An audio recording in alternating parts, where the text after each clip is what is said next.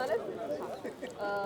Sir, आज शरद पवारांचा वाढदिवस आहे. खरं तर 2 दिवसापूर्वी दिल्लीमध्ये स्नेहभोजनाचं आयोजन केलेलं होतं. आपण देखील त्यांच्यासोबत काम केलेलं आहे. काय त्यांना शुभेच्छा द्याल? साहेब हे लोकनेते आहेत. गेल्या अनेक वर्षांपासून संसदीय राजकारण असेल, राज्याचं राजकारण असेल, देशाचं राजकारण असेल आणि नॉनस्टॉप 85व्या वर्षीसुद्धा साहेब तितक्याच ताकदीनं काम करत आहेत. त्यामुळे आदरणीय साहेबांना शतायुषी होण्याच्या सर्वांकडून शुभेच्छा, राज्यभरातून शुभेच्छा येत आहेत. आम्ही त्यांच्या मार्गदर्शनात काम करू शकलो हे आमचं भाग्य आम्ही समजतो आणि पवारसाहेबांसारखं आधारवड राजकारणात मिळणं हे फार कमी लोकांच्या नशिबी असतं. आम्ही त्या नशीबवानांपैकी एक आहोत. आज साहेबांचा 85वा वाढदिवस, त्यानिमित्त त्यांना भरभरून शुभेच्छा आम्ही ट्विटरद्वारे किंवा जे आमच्याकडून शक्य असेल त्याद्वारे देतो. दिल्लीमध्ये जे स्नेहभोजनाचं आयोजन होतं त्यानिमित्ताने पुन्हा एकदा 2 राष्ट्रवादी एकत्र येतील याची चर्चा सुरू होती. आज त्यांचा वाढदिवस आहे, या निमित्ताने तुम्ही काय सांगाल? 2 राष्ट्रवादी एकत्र येतील? साहेबांच्या दिल्लीच्या निवासस्थानी सर्वांना निमंत्रित केलं गेलं होतं आणि त्यामध्ये तो स्नेहभोजनाचाच कार्यक्रम होता. त्याला कुठला राजकीय अन्वयार्थ असेल असं मला वाटत नाही. आणि दोन्ही राष्ट्रवादी एकत्र येण्याबद्दल जे तुम्ही आता प्रश्न विचारला आहे त्यावर अंतिम निर्णय आदरणीय पवारसाहेब आणि आदरणीय अजितदादाच घेऊ शकतात. पण तुम्हाला वाटतं का एकत्रित आलं पाहिजे? प्रत्येक राष्ट्रवादी काँग्रेस पक्षाच्या प्रत्येक कार्यकर्त्याला वाटतं की दोन्ही राष्ट्रवादी एकत्र आल्या पाहिजे, पण अर्थातच तो निर्णय हा वरिष्ठांचा आहे. मेटकरी साहेब, सत्ताधाऱ्यांना निधी मिळतोय आणि विरोधकांना निधी मिळत नाही अशी ओरड असते किंवा स्थानिक आमदार विकास निधी मिळतो ना विरोधकांना. त्यांचा जो हक्काचा निधी आहे 5 कोटी रुपये वर्षाला, तो स्थानिक आमदार विकास निधी मिळतो. काही लोकांनी काल अजितदादांकडे, काही आमदारांनी तशी खंत व्यक्त करून दाखवली की आम्ही सुद्धा 5-5 लाख लोकांच्या प्रतिनिधित्व करतो, त्या निवडून येतो त्या मतदारसंघामध्ये, तर आम्हाला इतर लेखाशीर्षांतर्गत पण निधी मिळावा. आता त्यामध्ये तिघंही मिळून म्हणजे मुख्यमंत्री आणि उपमुख्यमंत्री मिळून ठरवतील, कोणावरही अन्याय होणार नाही. पण स्थानिक आमदार विकास निधी मात्र सर्वांना पूर्ण येतो. कुठला विरोधी पक्षातला आमदार असेल तर त्यांना विचारा, त्यांच्या हक्काचा निधी त्यांना भेटतो. काल रवींद्र चव्हाण आणि एकनाथ शिंदे यांच्यामध्ये बैठक पार पडली आणि महत्त्वाच्या ज्या महापालिका आहेत त्या महायुतीतच लढायच्या असा निर्णय झाल्याचं त्यांनी सांगितलं. बरोबर. रवींद्र चव्हाण साहेबांनी कालचं जे त्यांचं स्टेटमेंट आहे ते महायुतीच्या दृष्टीनं अत्यंत महत्त्वाचं आहे. प्रत्येक महानगरपालिका, त्यामध्ये मुंबई आली, ठाणे पण आली, हे महायुती आम्ही म्हणून एकत्र लढणार आहोत. किंवा काल आमची राष्ट्रवादी काँग्रेस पक्षाची जी बैठक संपन्न झाली त्यामध्ये सुद्धा आगामी सर्व निवडणुका महायुती म्हणून एकत्र लढण्याचाच निर्णय घेतला गेलेला आहे. पण जर कुठं असं वाटलं की स्थानिक ठिकाणी काही वेगळी युती करायची तर तो सर्वस्वी अधिकार त्या महानगरपालिकेतील तिथल्या पक्षाच्या वरिष्ठांना राहणार, म्हणजे जिल्ह्याच्या. केंद्रीय गृहमंत्री शिवराज पाटील चाकूरकर यांचं निधन झालंय. शिवराज पाटील चाकूरकर साहेबांनी पण अनेक वर्ष देशाचं राजकारण केलं. ते केंद्रीय गृहमंत्री होते. आज त्यांच्या निधनानं राजकारणामध्ये एक पोकळी निर्माण झाली. 2 दिवसांपूर्वी बाबा आढाव यांच्या निधनानं कामगारांचा आवाज हरवला आणि त्यांना भावपूर्ण श्रद्धांजली शिवराज पाटील चाकूरकर साहेबांना आणि बाबा आढाव यांना आम्ही दिलेली आहे.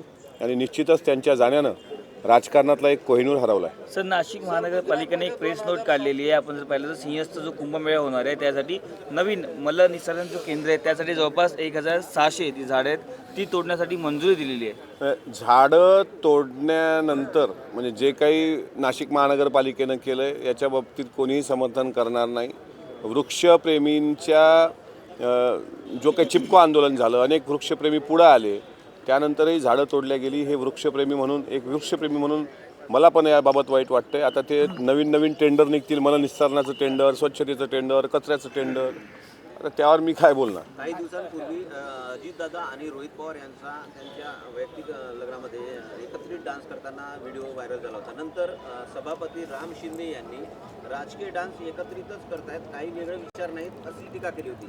काल 2 दिवसापूर्वी परत एकदा रोहित पवार आणि दादा एकाच चार्टर विमानानं नागपूरला दाखल झाले.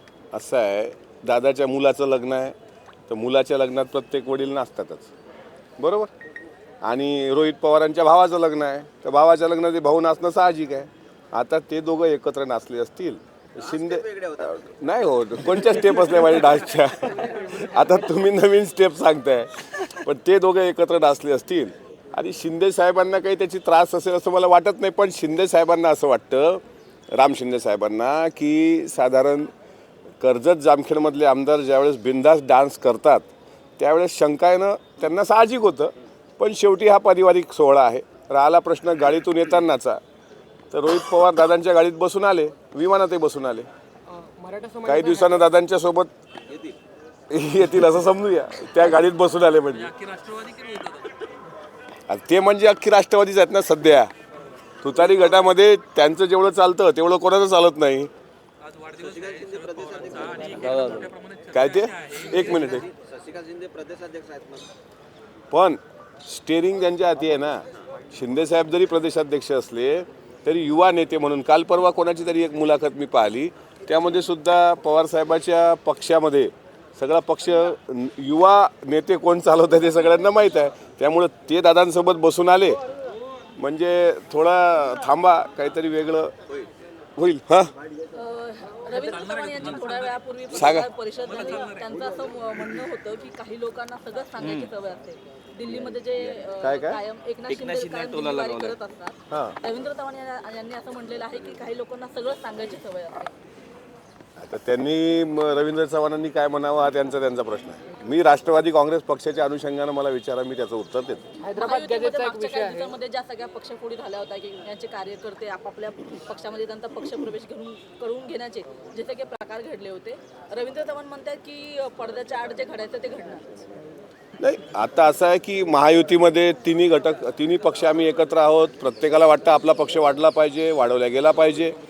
आणि आत्ता असा निर्णय झाला आहे की एकामेकाच्या पक्षात आता इनकमिंग आउटगोईंग एक कृपा करू नये. पक्ष निवडणुका होईपर्यंत मजबूतच असले पाहिजे. राहिला प्रश्न पडद्यामागून जे होण्याचा, तर पडद्यामागचं उत्तरच सांगतो. पडद्यामागे महायुती म्हणून आम्ही सगळे एकत्र राहूनच लढणार आहोत आणि महायुती समोर न्यायची आहे. स्थानिक स्वराज्य संस्थेमध्ये सुद्धा जनतेचा कौल हा महायुतीच्या दिशेने असेल. महायुतीचे तिन्ही पक्ष आपला युतीचा धर्म पाळतात. आम्ही तरी युतीचा धर्म पाळणार. मराठा आरक्षणाचा एक विषय आहे. हैदराबाद गॅजेटमध्ये फक्त 98 प्रमाणपत्र जे आहेत ते मंजूर झाले. जवळपास 600 अर्ज गेले होते. कुणबी प्रमाण 98 की 48 98 की 48 48 की 98 98. कलेक्टरने दिलाय का तसं? हां कलेक्टरने दिले, विभागीय आयुक्तांनी दिले. विभागीय आयुक्तांनी 3 महिन्यात फक्त 98 प्रमाणपत्र त्याचं त्यामध्ये वाटप वाटप. जवळपास 600 अर्ज गेले होते. नाही. मग त्याच्यात नेमके काय निकष लावले गेले, कशा आधारावर केलं गेलं ह्याची माहिती मला नाही. पण जर फक्त 98च त्या ठिकाणी वाटप झाले असतील तर ही बाब गंभीर आहे. याची परत एकदा पडताळणी झाली पाहिजे सगळ्या गोष्टीची. मध्यश्रेणी योजना अजित पवारांनी सुरू केली, त्याला कोर्टात आव्हान दिलेलं आहे बड्या मद्य कंपन्यांनी. त्याशिवाय ते म्हणतात की जय पवारांच्या कंपनीला सुद्धा यामध्ये मद्य परवाना देण्यात आला होता. मला ते वाचलं नाही मी. फायदा व्हावा यासाठी अजित पवारांना मध्य धोरण आणलं. जय पवार असतील, माणिकराव कोकाटे असतील, जयंत पाटील असतील, या सर्व मंडळींना परवाने देण्याचं काम त्यांना केलं. अशा पद्धतीचं कंपन्यांचं म्हणणं आहे. त्यामध्ये याचिका दाखल केली की त्यांच्यामुळे आमचं नुकसान होतं. कोण्या कंपन्यांनी? मी खरं सांगतो, या मद्य धोरणाबाबत आणि ज्या कंपन्यांनी याचिका दाखल केली त्याबाबत मला माहीत नाही. आणि जर तसं काही असेल तर दादा तुम्हाला माहीत आहे अलीकडं काय झालं की अजितदादाचं नाव कुठेही आलं की त्याला टार्गेट करण्याचं एक फारच मोठी यंत्रणा कामाला लागलेली आहे. आता ती यंत्रणा कोणी कामाला लावली, कशी कामाला लागली हा विषय नंतरचा आहे. तो योग्य वेळी आम्ही सांगणारच आहोत. पण एक गेलं काय एक